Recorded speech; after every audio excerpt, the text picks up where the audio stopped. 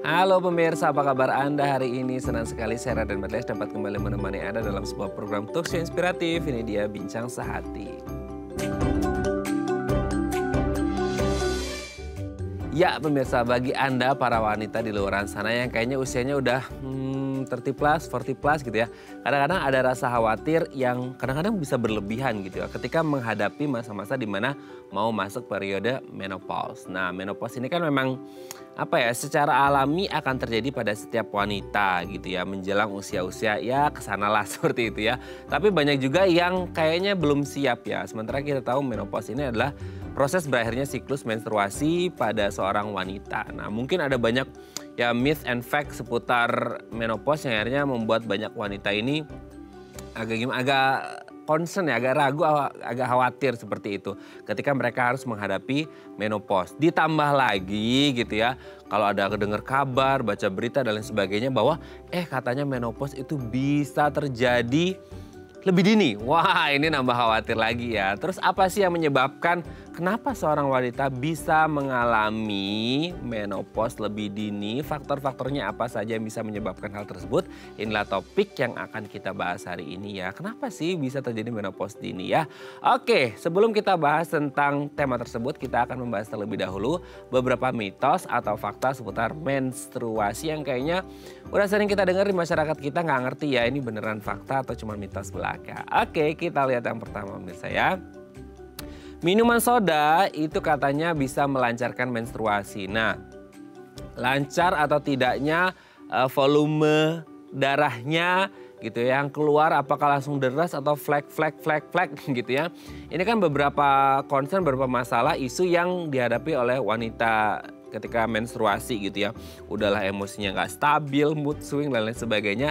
Ditambah lagi juga dengan aduh nggak lancar nih, aduh sakit nih dan lain sebagainya. Nah salah satu yang sering kita dengar adalah coba deh kamu minum minuman bersoda gitu ya.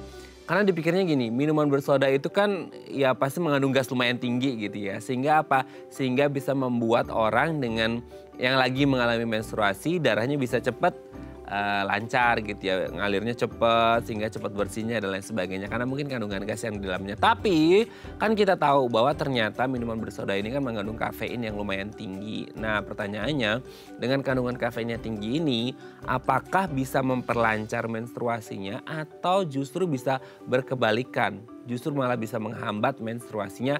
Nanti akan kita bahas ya, karena kayaknya banyak juga nih yang lagi menstruasi terus minum minuman bersoda guna memperlancar menstruasinya. Oke, kita lanjut yang kedua pemirsa ya. Darah haid menggumpal karena kita wanita yang sedang menstruasi itu minum minuman air dingin gitu ya. Nah ini gini. Jadi kalau kita ngomongin air dingin, nah ini sering banget ya, nggak hanya menstruasi ya. Terkadang kita, kalau habis makan ini, makan itu gitu ya. Itu nggak boleh minum air dingin karena nanti takutnya menggumpal gitu, terus jadi lemak dan lain sebagainya.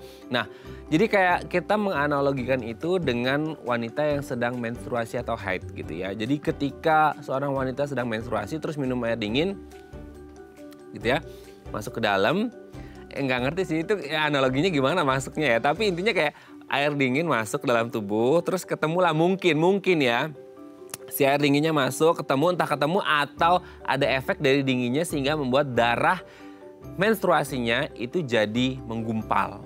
Alias membeku sih enggak ya, nggak mungkin karena bukan freezer ya. Menggumpal atau mengeras sehingga mungkin ketika akan keluar gitu ya itu sakitnya sangat luar biasa. Nah bisa nggak sih seheboh itu si air dinginnya bisa membuat darah menstruasi sampai menggumpal? Emang sedingin apa itu minum air esnya? Kan nggak mungkin juga kita bisa menerima air es yang super duper dingin ya. Lagian juga kalau masuk ke dalam tubuh juga dia pasti akan netral lagi. Tapi nggak ngerti, nanti akan kita bahas hubungannya seperti apa karena nyatanya banyak banget wanita yang percaya dengan hal tersebut ya. Oke, kita lanjut yang ketiga pemirsa ya. Kompres air hangat itu bisa meredakan nyeri haid. Oke, bagi wanita yang merasakan menstruasi, PMS, menstruasi dan lain sebagainya, pasti akan merasakan betapa dahsyatnya nyeri haid. Biasanya itu di sekitar perut bawah ya, di perut bawah itu nyerinya sangat luar biasa. Biasanya kalau kita maksudnya bukan wanita yang menstruasi itu kan kadang-kadang kita kompres pakai air hangat untuk membuat apa ya, otot yang kaku lah ya istilahnya, otot yang kaku tuh jadi rileks lagi. Nah ketika ada wanita menstruasi gitu ya dengan nyeri haid yang sangat luar biasa terutama di bagian perut bawah gitu ya, itu dikompres dengan air hangat gunanya untuk merilekskan otot dan lain sebagainya sehingga bisa sebagai painkiller alami gitu ya supaya nggak terlalu nyeri-nyeri banget selama masa haid ini. Tapi sebenarnya ada efeknya nggak sih atau hanya camouflage aja itu memindahkan ya, converting the pain gitu ya. Jadi pindah tuh painnya di kompresnya itu. Oke, kita lanjut yang keempat pemirsa ya.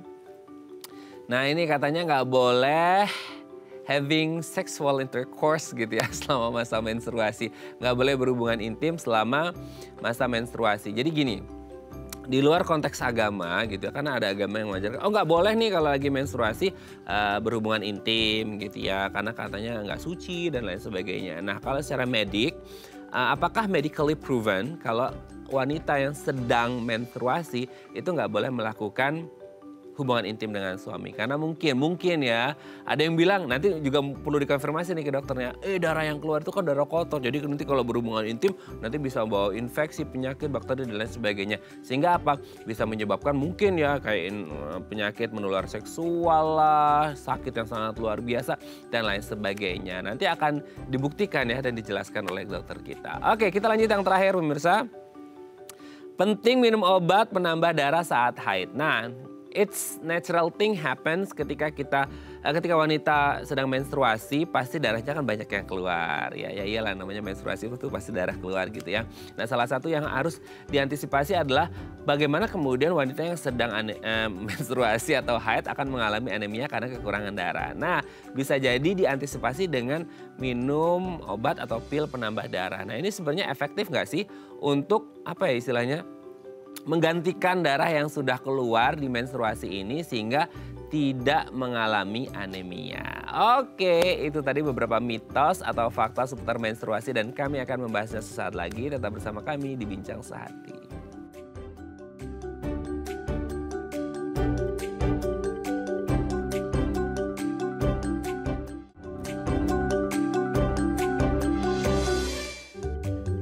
Baik, karena masih bersama kami di Bincang Sehati tadi di segmen sebelumnya, kita sudah membahas ada beberapa mitos atau fakta seputar menstruasi yang mungkin jadi pertanyaan banyak wanita di luar sana, apalagi yang newbie ya. Newbie menstruasi kayak aduh ini beneran nggak ya fakta atau mitos belaka. Nah untuk mengonfirmasinya ini beneran fakta atau cuma isapan jempol belaka telah hadir bersama kami di studio Bincang Sehati. Ada Dr. Denny Danardono, MPH NTM, SPOG Subspesialis Fer, Dokter Spesialis Obstetri dan Ginekologi dari Maja Klinik Fertilitas Endokrin Reproduksi. Selamat pagi Dr. Denny, apa kabar dok? Selamat pagi Mas Raden. Sehat ya dok ya? Sehat. Ya. Sehat. Oke dok, hari ini kita akan membahas seputar menopause dini. Meskipun kita nggak akan pernah mengalami itu ya dok. Ya. Tapi nggak apa-apa. Tapi sebelum kita bahas itu, kita bahas terlebih dahulu mitos fakta seputar menstruasi ya dok. Yang kayaknya udah sering banget kita dengar di masyarakat tapi nggak ngerti nih. Meskipun kadang-kala edukasinya udah sering tapi banyak juga yang masih kekeh markah tetap stay di situ gitu ya dok ya. Oke, kita lihat yang pertama. Minuman soda itu katanya bisa melancarkan menstruasi. Karena kepikirannya mungkin oh soda kan sering bikin kita sendawa gitu karena gas gitu ya. Jadi kayak mungkin ya akhirnya bisa melancarkan. Sementara kandungan kafeinnya kan juga lumayan tinggi. Gimana tuh dok? Ya kalau melancarkan sih malah enggak ya. Istilahnya kan ini fakta atau mitos ya. Kalau ini ya mitos. Tapi justru kan kita bahas dulu. Biasanya itu kan minuman soda itu kan banyak mengandung kafein. Betul. Ya kan? Nah kafein ini malah justru menyebabkan apa? Sakit dong, kram gitu ya. Jadi malah ya akan buat nyeri gitu ya. Oke. Gitu ya. Tapi sebenarnya ketika, tapi nggak ngerti dong, maksudnya kalaupun itu bikin kram, bikin nyeri, bikin sakit gitu ya. Selama ini tuh masih banyak yang melakukan itu sebenarnya ya. Kebetulan aja pas lagi lancar menstruasinya atau sugesti aja gitu atau gimana sih dok? Ya bisa saja menjadi sugesti, jadi 50 ya. Itu ya mungkin karena beberapa orang merasa nyaman ketika dia minum itu menjadi enak gitu ya, jadi menstruasinya lancar dan sebagainya. Ya itu bisa aja kita menjadi ya 50-50 ya mas, bisa fakta, bisa karena sebenarnya bukan dari minumannya sebenarnya, karena kan terkadang kalau kita ngomongin lancar atau nggak menstruasi itu kan juga dari stress manajemennya si wanita ini ya. Nah ketika mungkin gitu ya, karena mindsetnya adalah oh dengan minum soda bisa lancar, sehingga akhirnya bukan sodanya sebenarnya bikin lancar, akhirnya karena menstimulate otaknya, jadi kayak oh aku minum soda akan lancar. Nah sugestinya yang bikin stress relief, sehingga akhirnya dia stresnya termanage dengan baik dan akhirnya menstruasinya lancar. Gitu, iya, Dok, ya. bagus. Jadi harus ada ya manajemen kan biasanya gangguan pada saat wanita itu menstruasi kan ada gangguan juga kan. Betul. Ada gangguan tentang mood ya. Yes. Jadi ya itu juga akan mengaruhi sekali tentang rasa nyeri ya. Jadi itu di situ perannya juga terjadi manajemen stres. Ya. Betul ya Dok ya. Baik. Oke, kita lanjut yang kedua nih Dok. Mitos atau fakta darah haid. Nah kalau tadi minuman bersoda, ini minuman dingin ya, air dingin. Gimana ya? Kadang-kadang kita ngomong kalau habis makan yang berminyak-minyak nggak boleh langsung minum air dingin karena bisa menggumpal jadi lemak. Begitupun ketika wanita menstruasi, nggak boleh minum air dingin gara-gara nanti darah menstruasinya menggumpal. Oh serem banget. Gimana tuh Dok? Ya enggak lah.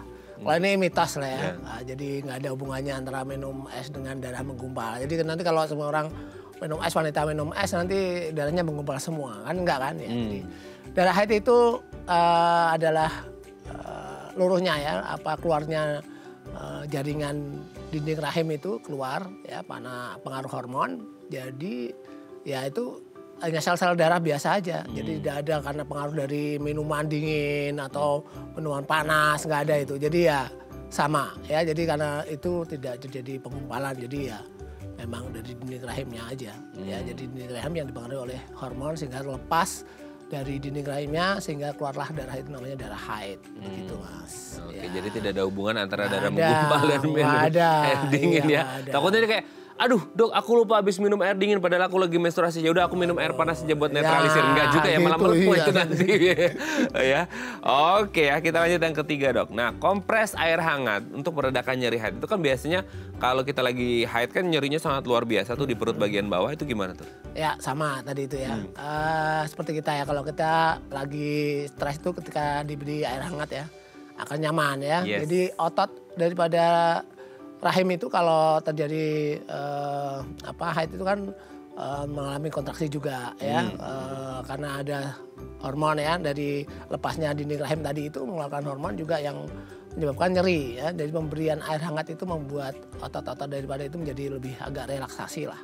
Ya, jadi relaksasi daripada otot rahim itu membuat nyaman. Jadi seorang wanita yang nyeri itu ketika dikompres hangat itu ya mengurangi rasa sakit ya, artinya dari relaksasi otot tersebut. Tapi biasanya itu benar-benar ngefek atau pas lagi dikompresnya aja sih Dok udah kerasa kan, abis itu nggak ada air hangat lagi yang bisa ngefek ke ototnya. Itu akan long last juga nggak sih? Iya, nggak long last lah, tapi pada saat dia nyeri itu akan mengurangi banget gitu. Mengurangi pada saat itu menjadi relaksasi lebih nyaman gitu. Ketika dia pas des-desnya atau banyak-banyaknya haid itu kan banyak zat ya yang membuat nyeri ya. Jadi itu akan lebih nyaman ketika ini.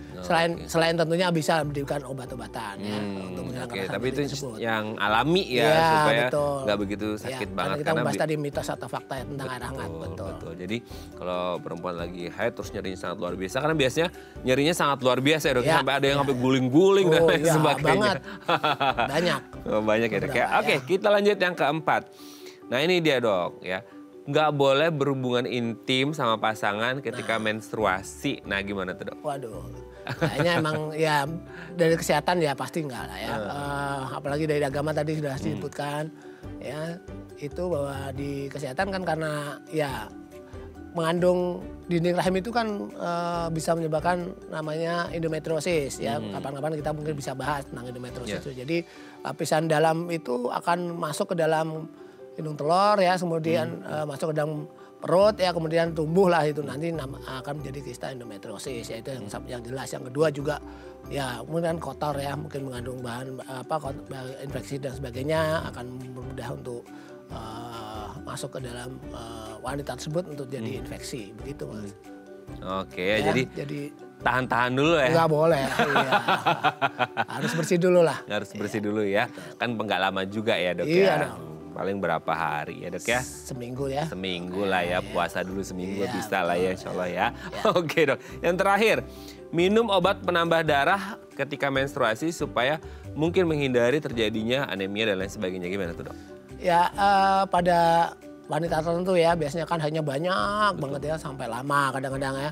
Nah ini kan jumlah darahnya kan cukup banyak ya, karena dikeluarkan cukup banyak. Nah sehingga kita juga harus membuat diri kita tuh menjadi supaya tidak kekurangan darah lah ya. Nah supaya nggak kurang darah itu juga tidak hanya penambah darah aja ya, tapi juga makan yang bergizi juga ya. Ya protein ya, jadi sayur-sayuran, terus itu akan membuat ya menambah darah lah ya, menambah kadar darah di dalam tubuh begitu. Jadi ya selain zat besi juga baik ya. Jadi minum itu kan tergantung tiap orang kan nggak sama ya. Jadi ada yang darahnya banyak banget. Kalau yang darahnya biasa-biasa saya rasa sudah tercover dengan makanan yang sehat tiap hari. Jadi ya bisa diberikan, ya bisa tidak pada kasus tertentu. Oke, jadi tidak hanya lewat vitamin penambah darah ya, tapi maksudnya dari yang alami, dari makanan yang kita konsumsi dan lain sebagainya pun bisa gitu ya. Bisa. Karena mungkin untuk sebagian kasus wanita yang darah haidnya luar biasa deras juga perlu asupan tambahan supaya nggak lemes-lemes amat gitu ya dok ya. Oke dok, thank you, ini sudah terjawab. Nanti kita lanjut lagi ngomongin menopause dini ya dok ya, di segmen selanjutnya. Oke pemirsa, kalau Anda punya pertanyaan seputar tema kita hari ini, boleh tanya-tanya di 0212903244 atau DM Instagram kami di @theifamily. Kami akan kembali saat lagi.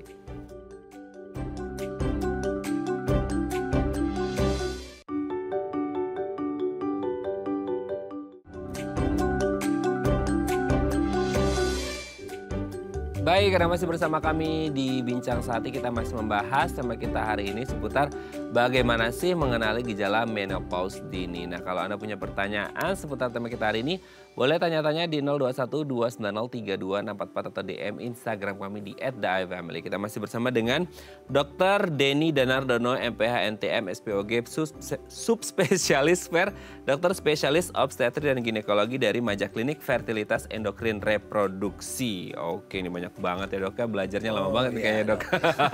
Oke dok, menopause gitu ya, ini kan jadi gimana ya bilangnya, satu kondisi yang pasti akan dialami wanita, tapi satu sisi juga ditakuti oleh para wanita gitu ya dok ya. Boleh dijelasin nggak sih menopause ini sebenarnya kondisi yang seperti apa gitu? Jadi gini Mas Raden ya, jadi menopause ya, dari katanya adalah men dan pause. Jadi men itu bulanan, pause itu berhenti ya, jadi berhenti bulanannya. Nah menopause itu suatu keadaan alami ya, sebenarnya dialami oleh wanita ya. Kalau dia panjang umur ya pasti wanita itu akan, yang udah haid itu kalau dia panjang umur pasti mengalami menopause ya. Nah berhentinya tidak haidnya itu selama setahun ya, berturut-turut ya. Sejak dia mulai berhenti tidak haid kemudian setahun penuh dia tidak haid, itulah adalah yang disebut dengan menopause. Ya jadi menopause itu hilangnya ya atau menurunnya salah satu hormon ya, kita sebut namanya estrogen ya, atau yang tidak berfungsinya sel indung telur itu tersebut ya, jadi nggak berfungsi sama sekali ya, itu yang disebut menopause. Nah biasanya ya usia menopause itu antara 45 sampai 55 tahun ya, di antara itu ya. Nah tapi rata-rata tuh di umur 51 tahun itu ya, jadi mereka yang mengalami menopause. Nah kalau kurang, nah itu tadi itu yang dari umur, soal umur nih ya, kalau kurang dari 40 tahun itu kita sebut biasanya dengan, atau kurang 45 tahun tadi, itu biasanya kita sebut dengan menopause dini Mas. Oke. Sebelum kita bahas tentang menopause dininya sendiri, dok, ini kalau kita bilang secara alami kan tadi akan berpengaruh sama hormon estrogennya gitu ya. Selama setahun tidak mengalami menstruasi itu disebut dengan menopause. Tapi gini dok, bisa nggak sih yang berhenti itu karena karena faktor estrogennya, faktor hormon estrogennya menurun dan lain sebagainya, karena faktor alami, atau mungkin saja ada nggak kondisi di mana wanita bisa jadi dia nggak menstruasi selama setahun gara-gara bukan karena hormon estrogennya menurun, tapi karena satu dan lain hal kondisi kesehatannya yang akhirnya berakibat dia nggak menstruasi. Karena kebetulan aku juga punya teman dok, perempuan usia masih 20-an tapi udah kayak setahun lebih nggak menstruasi gara-gara mungkin let's say overweight atau obesity gitu dok. Ya, jadi begini ya, jadi menopause tadi itu murni karena hormon tidak berfungsinya ovarium. Ya, jadi alaminya itu karena berhentinya dari produksi estrogen yang dirilis oleh ovarium. Tetapi ya kita lihat kembali lagi.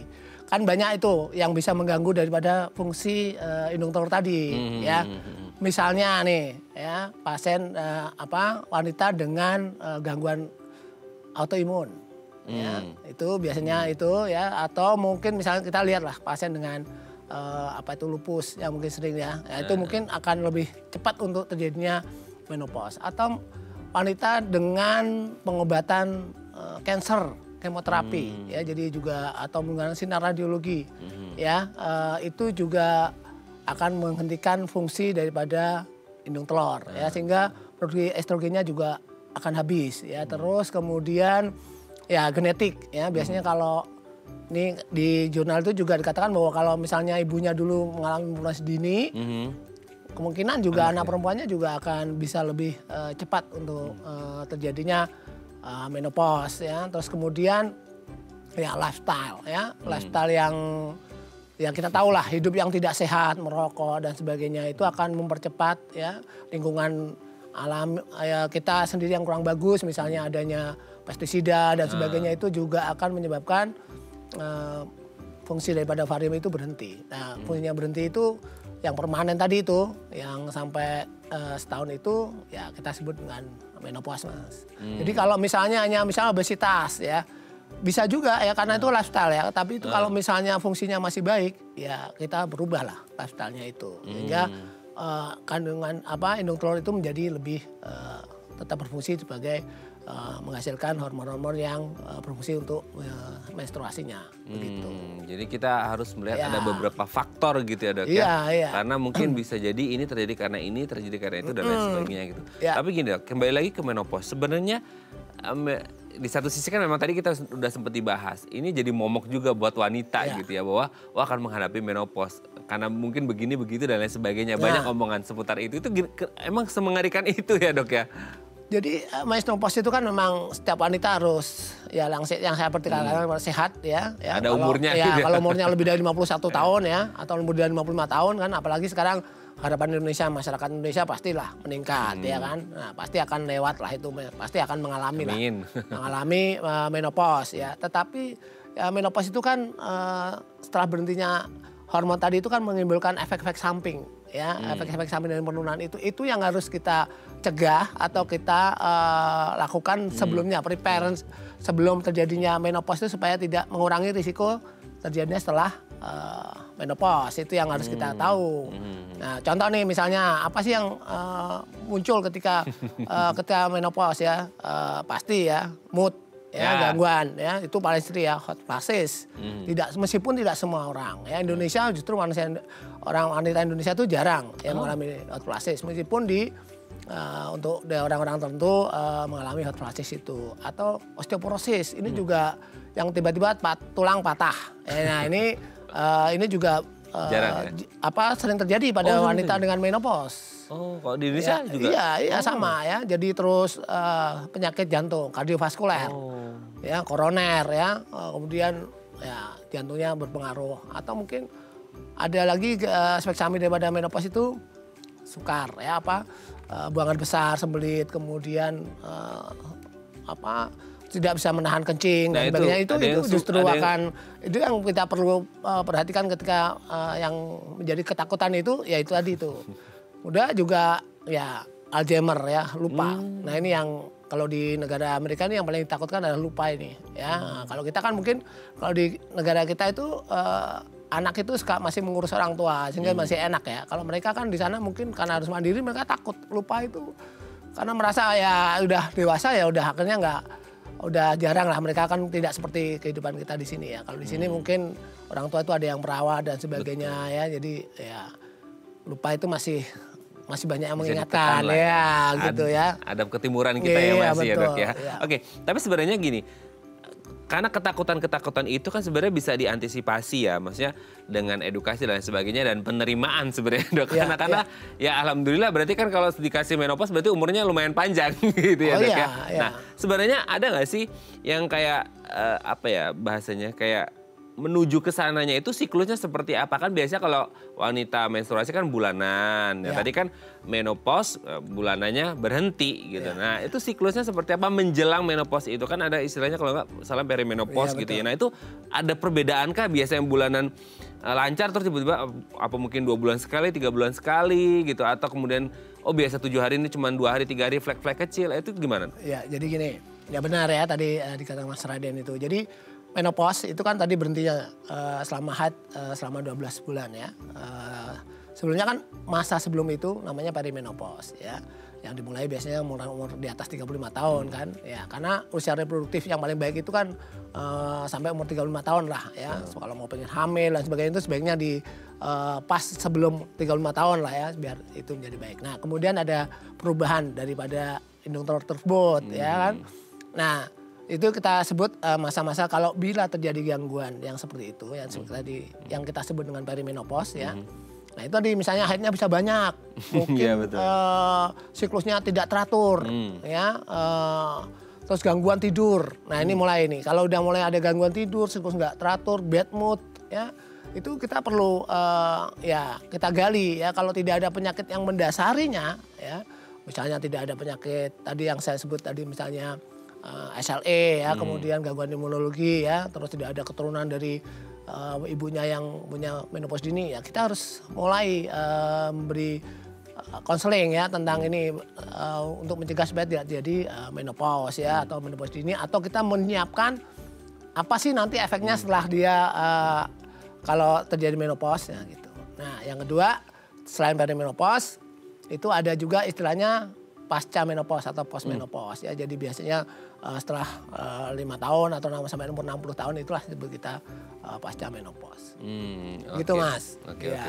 Nah sekarang kalau ngomongin itu kan prosesnya ya. Jadi kayak siklus menjelang atau post menopause itu sendiri gitu ya. Dan siapa-siapa yang beresiko. Nah sekarang kalau ngomongin menopause dini di usia berapa sih? Dok kan tadi range-nya idealnya antara bukan ideal ya. Biasanya 45 sampai 55. Betul. Meskipun yang sering adalah sekitar 51 gitu ya.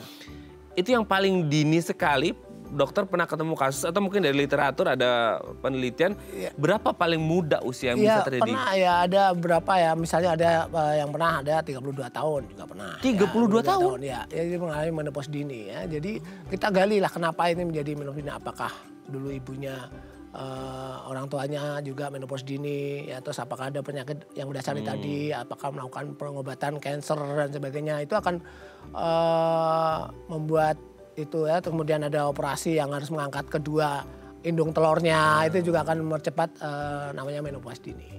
Jadi gitu Mas. Jadi menopause dini itu ya tadi tuh kalau dia kurang dari ya 40 tahun antara itu ya itu kita sebut dengan menopause dini dengan kondisi bahwa bisa yang terjadi penyakit yang mendasari atau memang fungsi daripada indung telurnya memang udah habis gitu.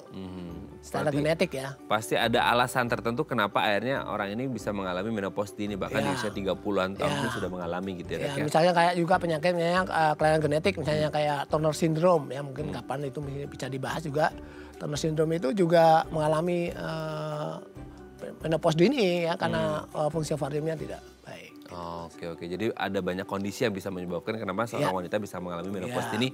Harus di screening dulu kenapa alasannya gitu ya. Oke dok, nanti kita lanjut lagi ya di segmen selanjutnya. Oke pemirsa, kalau Anda masih punya pertanyaan seputar tema kita hari ini boleh tanya-tanya di 021-290-3244 atau DM Instagram kami di @daifamily. Kami akan kembali saat lagi.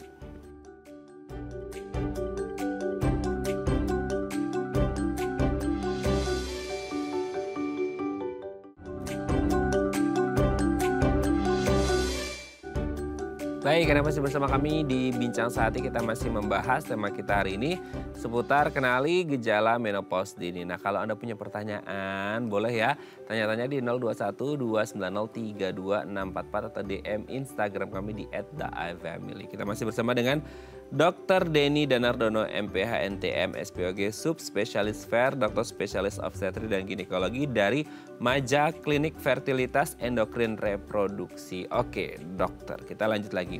Nah, tadi kan sudah disebutkan perimenopause, menopause, dan postmenopause.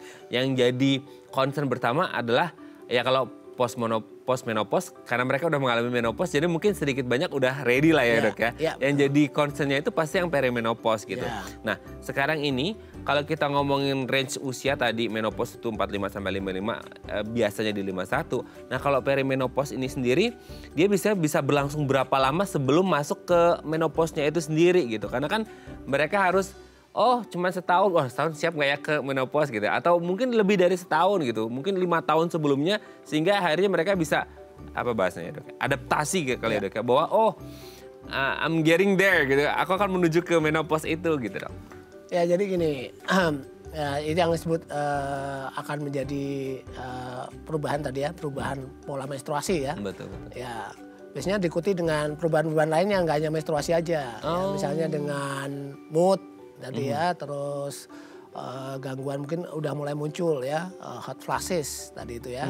Hot flashes itu sendiri juga sering dikeluhkan ya, kalau di luar negeri mungkin sering dikeluhkan, tapi kalau di kita itu agak jarang ya. Jadi tapi gangguan mood, kemudian susah tidur ya, mulai kenaikan berat badan nih ya, kenaikan berat badan ya itu juga mungkin akan kita melihat bahwa ini mungkin sudah mulai tanda-tanda. Nah selain daripada gejala itu juga kita lakukan pemeriksaan hormonal tentunya ya, supaya kita lebih yakin bahwa fungsi indung trolnya itu memang sudah habis gitu ya. Jadi itu bisa dilihat ya dari sana ya. Nah itu yang menjawab kita kapan sih harus itu ya.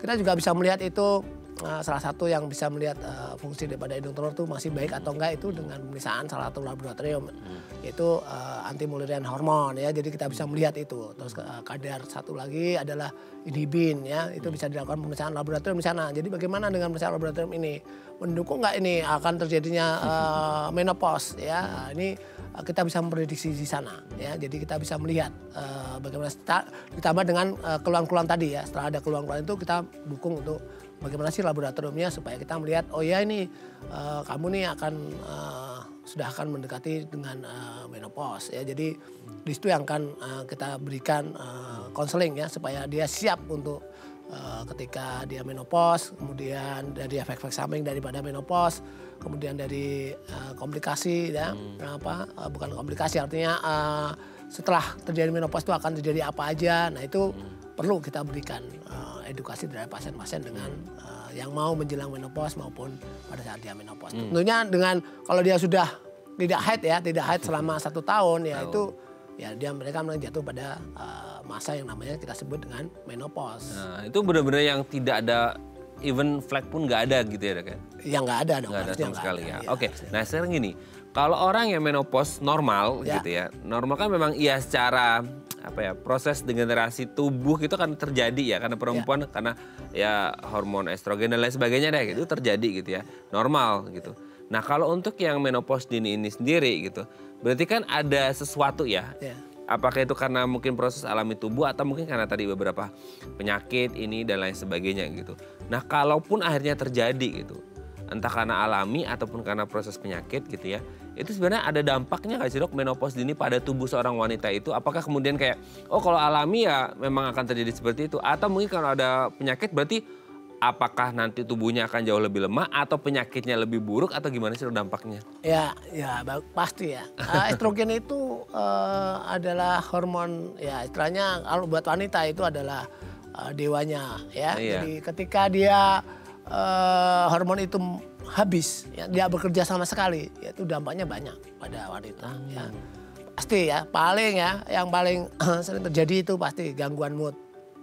Ya, terus gangguan susah tidur, ya, kemudian osteoporosis tadi yang saya sebut itu, karena pembentukan tulang itu salah satu juga estrogen tadi itu membantu pembentukan tulang, sehingga sebelum dia jadi menopause wanita yang masih usianya reproduksi ada bagus itu harus banyak ya makan kalsium ya, makan ikan supaya susu dan sebagainya itu sebagai untuk bahan pembentukan daripada tulang ya, kemudian kardiovaskuler ya, jadi akan meningkat itu seorang wanita dengan menopause itu kolesterolnya akan tinggi lah ya. Jadi kolesterol tadi itu akan meskipun nggak makan yang aneh-aneh dok. Iya karena kan salah satu untuk memecah daripada lemak itu menjadi baik kan dibutuhkan estrogen tadi ya. Nah itu juga akan mempengaruhi pembuluh darahnya ya, bisa menyumbat pembuluh darah sehingga terjadi jantung koroner mungkin ya. akan lebih bahaya. Kemudian juga kontraksi daripada otot polosnya juga terganggu. Sehingga apa? Sembelit ya kan, sembelit susah buangan besar. Kalau lama-lama ya tergantung makanannya juga nggak bagus, misalnya sembelit dan buangan besar yang nggak bagus akan terjadi apa?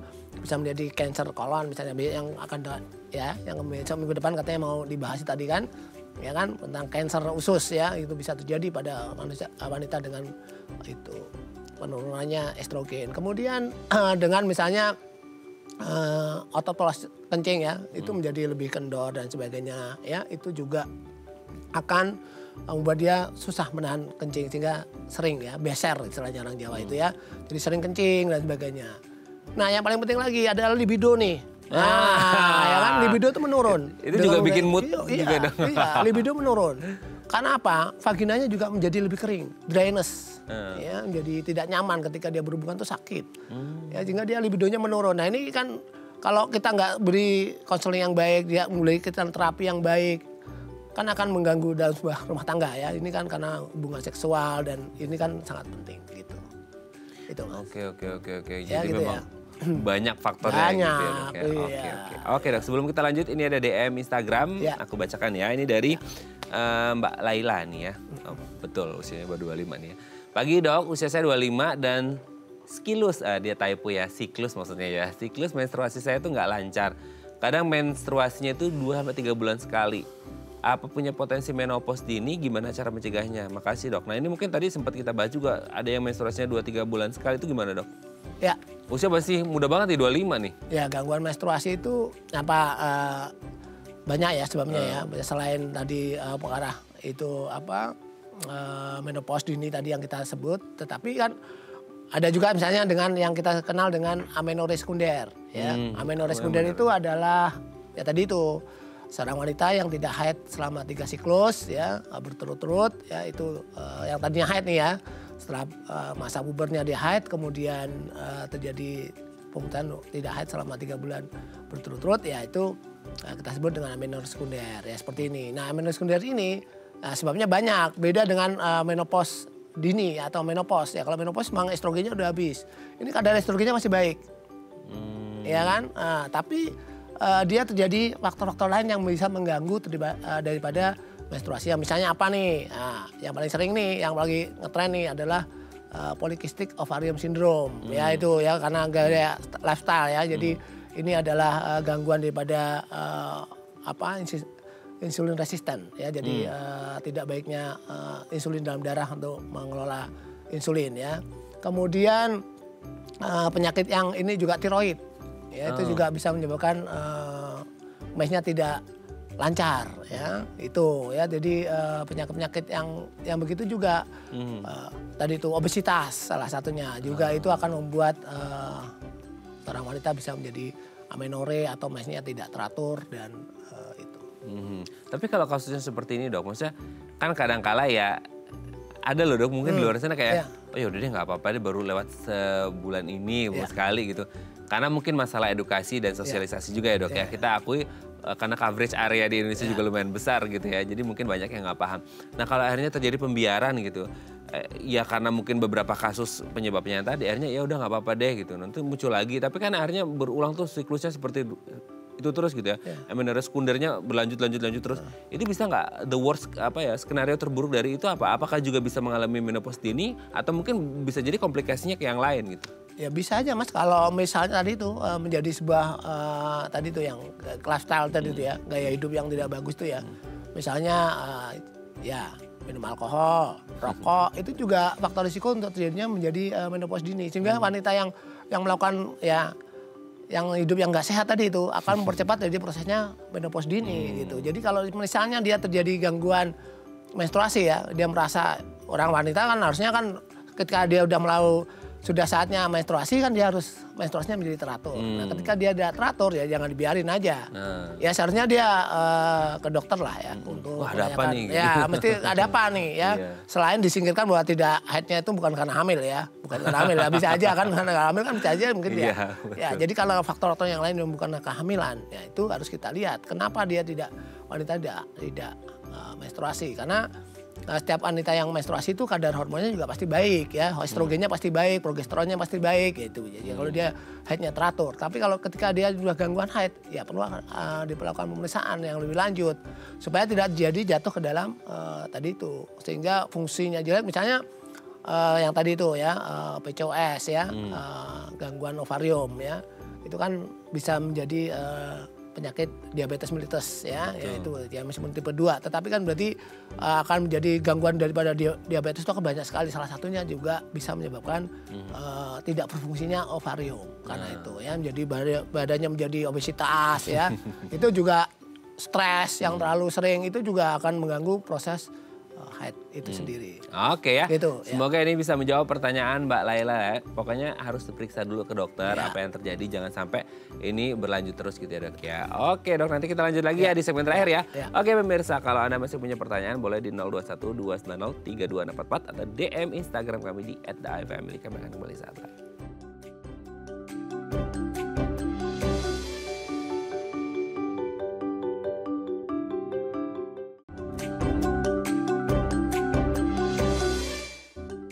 Baik, Anda masih bersama kami di Bincang Sehati. Kita masih bersama dengan Dr. Denny Danardono, MPH NTM, SPOG, Subspesialis FER, Dokter Spesialis Obstetri dan Ginekologi dari Maja Klinik Fertilitas Endokrin Reproduksi. Oke, Dr. Denny, tadi sebelum kita masuk ke segmen terakhir ini, tadi sebenarnya ada penelpon ya, tapi keputus ya, mungkin kendala teknis. Ada namanya Bu Siani di Tangerang, beliau bertanya, dok kalau udah pernah operasi angkat rahim, masih bisa menstruasi atau enggak? Semoga ini Bu Siani masih nonton ya Bu ya, akan dijawab oleh dokter Denny, silahkan dong. Ya kalau ya seorang wanita yang udah diangkat rahimnya kan memang darah haid itu kan dari rahim ya. Jadi darah haidnya itu dari rahim ya. Kalau rahimnya diangkat, ya artinya angkat seluruhnya ya. Ya pasti tidak bisa menstruasi Mas. Ya tidak ada darah haid lagi gitu. Oke, Ya, karena jadi memang nggak apa-apa ya, memang itu mungkin karena penyakit dan sebagainya ya diangkat rahimnya ya, sehingga nggak jadi menstruasi. demi kesehatan dan kebaikan Bu Siani gitu ya, Ya. ataupun siapapun yang mengalaminya gitu ya Ya, dok ya. betul. Oke, semoga ini bisa menjawab pertanyaan Bu Siani yang ada di Tangerang. Ya maaf ya Bu ya, tadi keputus ya, nggak tahu kena kendala teknis mungkin ya. Oke dok, kita lanjut lagi. Nah ini mungkin ada hubungan juga dengan pertanyaan Bu Siani di Tangerang. Kalau ada wanita mengalami menopause dini ya, entah karena mungkin gangguan apa alami atau bisa dibalik, bukan dibalik, masa kembali normal seperti itu, sebenarnya ada pengaruh nggak sih dengan fertilitas si wanita ini? Semisal, katanya kan dokter Denny sempat menyebut ada yang umur 32 tahun tapi karena mungkin penyakit tertentu gitu ya, terus kemudian dia menikah gitu, mau promil, bisa nggak sih dok kira-kira kayak gitu dok? Jadi begini, kalau menopause itu kan sudah tahu ya, kita ulang lagi ya, kita yakinin lagi bahwa menopause itu memang nggak fungsinya estrogen. Tapi, nah nih kemajuan teknologi nih ya, jadi ada itu yang sifatnya menyimpan indung telur. Bagi mereka-mereka ya, mereka-mereka yang tadi itu sakit kanker ya, yang harus melakukan radiasi, kemudian pemberian kemoterapi, nah diselamatin dulu nih. Ya, diselamatin dulu nih indung telurnya. Oh bisa ya? Iya dong, bisa. Apa disisihin dulu gitu ya? Iya, simpan dulu. Disimpan di banknya gitu? Iya, disimpan dulu. Namanya dibekukan ya. Nah, dibekukan dulu. Nanti setelah dia mau pada saatnya itu, nah indung telur tadi itu diambil untuk dibuat seperti tadi itu. Bisa melakukan kehamilan lagi, bisa berfungsi secara estrogennya menjadi baik lagi. Ya, meskipun